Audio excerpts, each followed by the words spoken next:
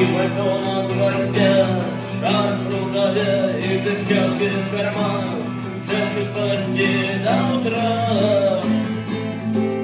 До утра. Но странный стук